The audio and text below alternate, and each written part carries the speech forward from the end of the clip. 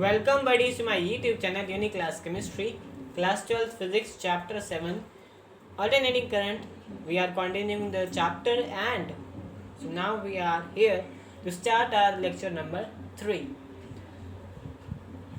So हमने already पिछले lecture में कंटिन्यू कर रखा है कि अगर AC voltage applied to resistor, capacitor and inductor तो हमारे पास करंट की वैल्यू क्या आती है।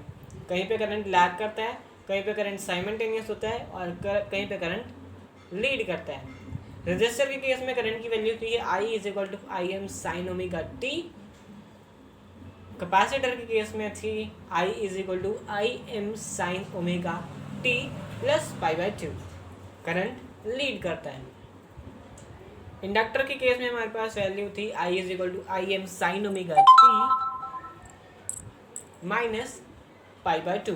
करंट लैग करेगा। लेकिन अब यहाँ पर हमारे पास जो है AC voltage applied to LCR circuits in series. अब LCR सीरीज में लगे हुए हैं, तीनों लगे हुए हैं, उसको हमने करंट प्रोवाइड करना है और देखना है कि हमारे पास जो वैल्यू आती है वो इस समय क्या आती है। तो ये प्रोवाइड किया हुआ है LCR सर्किट। NCERT में जैसे प्रोवाइड किए गए वैसा ही डायग्राम है, लेकिन इसको सीरीज में देखिए। That is a resistor, capacitor, inductor. ये रहा सीरीज इसका। ये भी सीरीज में लगे हुए हैं, लेकिन ये डायरेक्शन में थोड़ी सी कंफ्यूजन हो सकती है, लेकिन वो सीरीज में लगे हुए हैं। सो that's the I end voltage के बीच में देखते हैं। आई और वोल्टेज रेजिस्टर के केस में साइमल्टेनियस चलेंगे। कैपेसिटर के केस में वोल्टेज लैग करेगा, करंट आगे चलेगा, करंट लीड करेगा। इंडक्टर के केस में वोल्टेज पीछे चलेगा, मतलब वोल्टेज आगे चलेगा और करंट जो है लैग करेगा। अब इस सर्किट में अगर हमने वोल्टेज दे दी पूरे सर्किट में, तो हमारे पास जो वोल्टेज है वो डिवाइड होगी between L, C and R। Conservation of energy, जितनी पावर गई उतनी ही पावर जो है कंज्यूम करेगा, कहीं पावर वेस्ट या गेन नहीं होगी। सो LCR सर्किट्स में अगर ये जो है वोल्टेज अप्लाई की गई है तो वोल्टेज का टोटल जो है वो होगा हमारे पास। So voltage divided between L, C and R। That is, the voltage is divided between resistor, capacitor and inductor. So voltage of V is equal to IR, voltage of C is equal to Q by C, charge over capacitance, and VL is equal to L di upon dt. Where is a VL is a self-induced EMF in the solenoid or coil or inductor. VL self-induced EMF है, that is L di dt, di upon dt। अब जो हमारे पास V हमारे पास है voltage, उसको हम लेंगे Vm sin omega t, where Vm is the maximum voltage of this circuit, Vm sin omega t। अब इसके साथ पूरा फॉर्मूला रख देंगे हम IR plus Q by C plus L di by dt।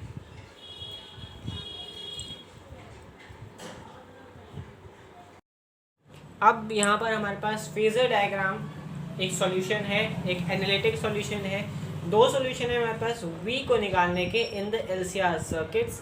First method है फेजर डायग्राम। फेजर डायग्राम से अब हम ये निकालना पड़ेगा इसमें वोल्टेज जो है वो कितनी आएगी। वोल्टेज जो डिस्ट्रीब्यूशन है, वोल्टेज डिस्ट्रीब्यूशन सेम तो होगा नहीं अक्रॉस द सीरीज कॉम्बिनेशन, तो हमें वोल्टेज निकालनी है अक्रॉस सीरीज कॉम्बिनेशन कितनी निकलेगी है। So by this phasor diagram we will show, पहले हमने phasor diagram बनाए हुए हैं। अब इन तीनों को कंबाइन करके जो phasor diagram है वो ये है। अब यहाँ पर हमारे पास VC है, क्योंकि फेज जो होता है फेज डिफरेंस है VL का प्लस 90 से होता है। ये VR है और IR रेजिस्टेंस में फेज डिफरेंस नहीं होता। अब जो इंडक्टर है इसमें फेज डिफरेंस प्लस 90 का और जो कैपेसिटर है उसमें फेज डिफरेंस माइनस 90 का। तो ये दोनों इस पूरे फेज डायग्राम से हमें पता लगेगा कि तीनों में फेज डिफरेंस कितना है। तो इस फेज डिफरेंस को हम नेगेटिव में लेंगे, इस फेज डिफरेंस को पॉजिटिव में लेंगे। तो इंडक्टर का है, ये कैपेसिटर का है। So now by concept of class 11 vectors हमने पढ़े हुए हैं। इसका अगर हम पैरेलल वेक्टर लें वहाँ पर VL parallel and VR parallel, so we will see that so that's the resultant voltage. तो हमें वी आर को पैरेलल ऊपर लेकर और वी एल का पैरेलल लेकर, तो जो उसके रिजल्टेंट बनेगा वी, वो हमारे पास बनेगा रिजल्टेंट वोल्टेज। इस फॉर्मूले से हमारे पास रिजल्टेंट वोल्टेज इस डायग्राम से। इसी के साथ हमें रिलेशन पता है इन तीनों का कि वी सी, वी आर और वी एल को मिलाकर टोटल वोल्टेज बनेगा, और जो रिजल्टेंट वोल्टेज है वो वी आर पैरेलल लेकर और वी एल पैरेलल लेकर, जो उसका रिजल्टेंट है origin from origin, that is V is the resultant voltage. तो यहाँ पर हम मिस्टेक कर गए थे। यहाँ पर वी एल जो है वी सी से बड़ा है, V L is greater than V C. So जो ये मैग्नीट्यूड लेंगे हम V L minus V C लेंगे, V L minus V C, ये जो वैल्यू है ये वी एल में से वी सी माइनस कर दिए तो ये रह गया हमारे पास, और इस वी एल का पैरेलल लेंगे यहाँ पर वी एल माइनस वी सी, और वी आर का पैरेलल लेंगे। सो यहाँ पर कुछ वैल्यू बनेगी as we see class 11 topic vectors. अब पैरेलल लेंगे यहाँ से और यहाँ से पैरेलल लिया, और इसका जो रिजल्टेंट है दैट इज अ वी, और ये रिजल्टेंट हमारे पास वी निकला, रिजल्टेंट वोल्टेज इन दोनों की। सो नाउ जो एक्स वाई जेड हमारा जो resultant X Y Z resultant जो राइट एंगल ट्राइंगल बना, उस पर हम लगाएंगे पाइथागोरस थ्योरम। पाइथागोरस थ्योरम हम लगाएंगे तो X Y square is equal to Y Z square X Z square, X Y is equal to under root of Y Z square plus X Z square. अब हमारे पास जो Y Z की value है, Y Z की जो value है वो है माइनस वी सी, तो वी एल माइनस वी सी का स्क्वायर प्लस वाई जेड की जो वैल्यू है, एक्स जेड की जो वैल्यू है, एक्स जेड की जो वैल्यू है वो है वी आर। तो वी आर का स्क्वायर हमारे पास, वी आर का स्क्वायर हमारे पास हो जाएगा। एंड यहाँ पर हमारे पास जो फॉर्मूलाज है V is equal to I R, V C is equal to Q by C, और इसका नया फॉर्मूला जो मैं अभी अभी कर that is V C is equal to I X C and V L is equal to I X L. और ये रेजिस्टेंस के लिए यूज होते हैं, जैसे capacitive reactance and inductive reactance के जो है उसके लिए यूज करते हैं। तो V L L D I की जगह हम ये वाले फॉर्मूला यूज करेंगे जो करंट की फॉर्म में हमें चाहिए, जैसे कि v is equal to I R. अब v is equal to I common X L minus X C का whole square plus I R square, that is the resistor का जो है वोल्टेज। नाउ आई इसमें से भी कॉमन, इसमें से भी कॉमन, तो ये यहाँ बाहर आ जाएगा।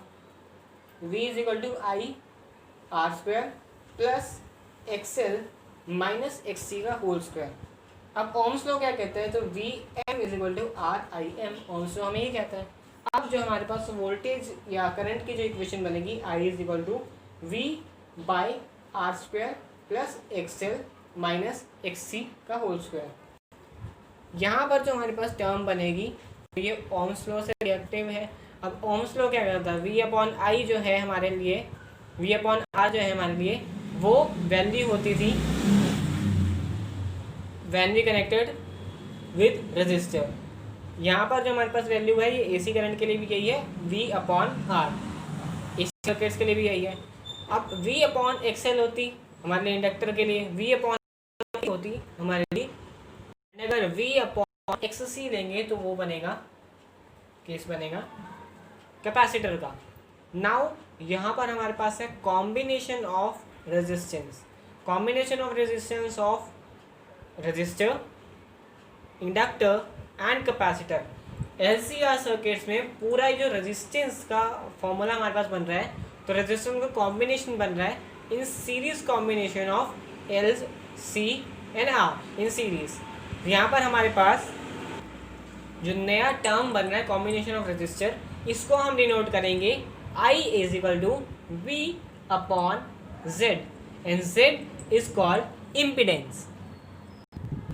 So here it is, I is equal to V upon under root of R square plus XL minus XC whole square, and IM, whereas I is the peak current, VM is the peak voltage, and Z is the impedance, or we can say combination of resistance offered by inductor, capacitor and a resistor, where Z is equal to under root of R square plus XL minus XC का whole square. Here VL is greater than VC. अब हमने choose करा कि inductor में जो voltage है वो ज़्यादा होगा, कैपेसिटर में कम होगा, लेकिन वी कैन ऑल्सो टेक कि इंडक्टर में कम वोल्टेज होगा और कैपेसिटर में उससे ज़्यादा होगा, उससे चीज़ों का कॉम्प्लिकेशन नहीं होगा. बस फॉर्मूला जो है वो XL माइनस XC है, वो XC माइनस XL हो जाएगा. That's it. उसी डायग्राम को आगे हम कंटिन्यू करें तो हमारे पास जो VL माइनस VC था वो अब XL माइनस XC हो गया, और जो हमारे पास V आया था वो अब Z हो गया, और जो हमारे पास रेजिस्टेंस था वो दैट इज R. अब उसके बीच के बनने वाला एंगल दैट इज फाई, उसको हम कहेंगे फेज डिफरेंस. अब tan फाई निकालना हो तो tan फाई की वैल्यू हमारे पास है tan phi is equal to XL minus XC upon R. That is the height upon base tangent. अब फाई निकालना हो तो phi is equal to tan inverse XL minus XC upon R, and this is called the impedance diagram. Impedance diagram is completed and the phasor solution, your phasor diagram solution is completed.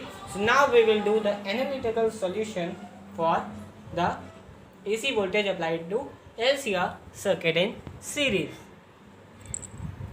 So now let's do that with the analytical solution. Analytic solution में अब हमें derivative लेना पड़ेगा d by dt. अब जो voltage की equation हमारे पास पहले से ही है that is equal to V is equal to VR plus VL plus VC, because voltage जो है वो डिवाइड हो जाएगी. जो वोल्टेज इनिशियल वोल्टेज जो हमें इनिशियल वोल्टेज AC सर्किट्स में दी गई है, and that initial voltage is Vn sin omega t. Hence VR is equal to IR, voltage of resistance, the voltage of inductor that is L di upon dt, plus voltage of capacitor that is charge upon capacitance, and hence we know I is equal to dq by dt. dq by dt करना है. अब इस पहली equation का हमें derivative पहले ही निकालना है, तो I जो है dq by dt, so R की जगह dq by dt, जहाँ जहाँ I है उसको हम सब्स्टिट्यूट कर देंगे. L इज इक्वल टू यहाँ पर पहले d by dt D square q by D T square, और प्लस q बाई आई. यहाँ पर I नहीं है इसलिए पहले से q है. अब ये जो इक्वेशन हमारे पास बनेगी ये सिमिलर है जो हमने क्लास 11th में SHM का कॉन्सेप्ट पढ़ा हुआ है, सिंपल हार्मोनिक मोशन, जहाँ पर हमें फोर्स्ड ऑसिलेशन देखने को मिलती है. जब हम स्विंग का केस एग्जांपल लेते हैं तो स्विंग में बैक एंड फोर्थ मोशन होता है. स्विंग में back and forth motion like a pendulum. So यहाँ पर जो हमारे पास इक्वेशन आएगी चार्ज की, तो that is q is equal to qn sine omega t plus theta, and that theta is equal to the phase difference ले सकते हैं इसको. सो dq बाई dt अगर हम करें तो dq बाई dt की इक्वेशन हमारे पास पहले से है कि dq बाई dt करेंगे तो इस इक्वेशन का डेरिवेटिव करेंगे, तो डेरिवेटिव हमारे पास एज वी नो qm. अब साइन का ओमेगा कर रहे हैं, साइन का डेरिवेटिव कर रहे हैं, तो ये साइन बाहर आ जाएगा. इसी का डिफरेंशिएशन करते हैं तो ये जो ओमेगा यहाँ बाहर आया है ये इसके डिनोमिनेशन में चला जाता है, डिनोमिनेटर ओमेगा बन जाता है. लेकिन अब ये ओमेगा जो है बाहर आ जाएगा, and that is cos omega T plus theta. अब दो बार इसकी डिफरेंशिएशन करनी है हमें, तो एक बार डिफरेंशिएट करने के बाद D Q upon D T, और दूसरी बार D square Q upon D T square, तो that is equal to Q M. अब कॉस का फिर से डेरिवेटिव करेंगे तो हम, तो वो आएगा, डिफरेंशिएट करेंगे कॉस को तो फिर से साइन आ जाएगा. साइन को डिफरेंशिएट करते तो कॉस को डिफरेंशिएट करते साइन. अब जो ओमेगा पहले से बाहर है उसका ओमेगा एक और बाहर आएगा, तो ओमेगा का omega square,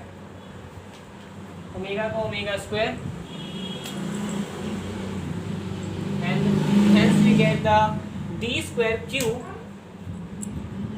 and hence the d square q upon dt square is equal to QM, that is the peak current, into omega square into sine omega t plus theta. इस equation को अब हम put कर देंगे dq, जो हमारे पास इस dq by dt को इस इक्वेशन में, और d square q and dt square को इस इक्वेशन में, और q की इक्वेशन को यहाँ पर।